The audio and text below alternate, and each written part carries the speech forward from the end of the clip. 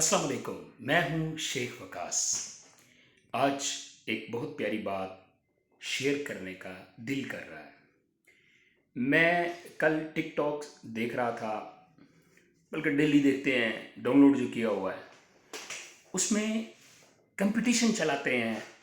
उसमें कुछ ऐसे टिकटॉक स्टार ऐसे हैं जो कहते हैं जी, अब आप ये वाला सॉन्ग पे वीडियो बनाएं तो आप फॉर यू पे आ जाएंगे, आप इसके साथ वीडियो बनाएं तो आप फॉर यू पे आ जाएंगे।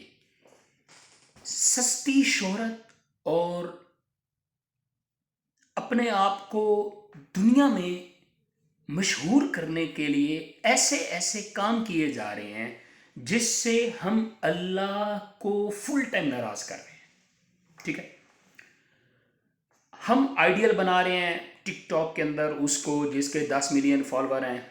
हम आइडियल बना रहे हैं टिकटॉक में उसको जो 5 मिलियन से ऊपर है।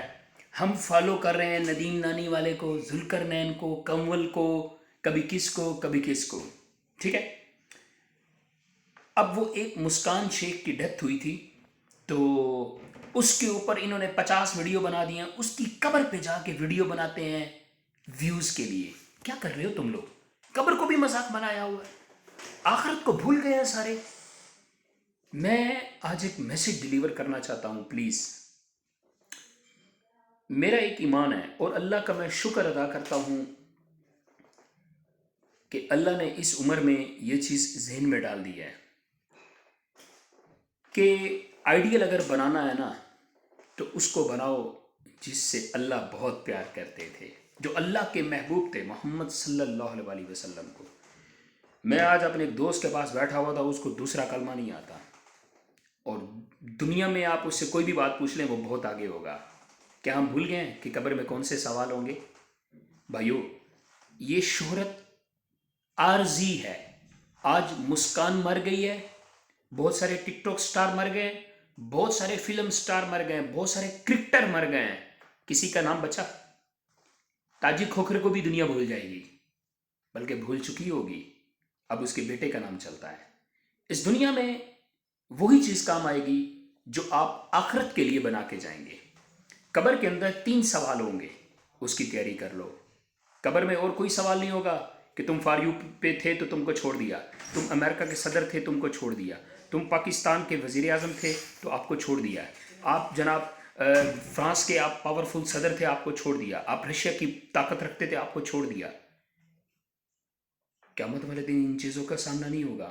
अरे वहाँ तो नबी भी अपनी उम्मतों को भूल जाएंगे। हाय, एक प्यारे नबी हज़रत मोहम्मद सल्लल्लाहु अलैहि वसल्लम होंगे जो हमारा साथ देंगे। माँ बहन को भूल जाएगी, माँ बेटी को भूल जाएगी, बेटा माँ को भूल जाएगा, बाप बेटे को भूल जाएगा, बीवी हस्बैंड को भूल जाएगी, हस्बैंड बीवी को भी उस दिन भूल जाएगा। आज तो कहते हैं ना कि हम जन्नत में इकट्ठे रहेंगे, हम ये करेंगे, हम वो करेंगे।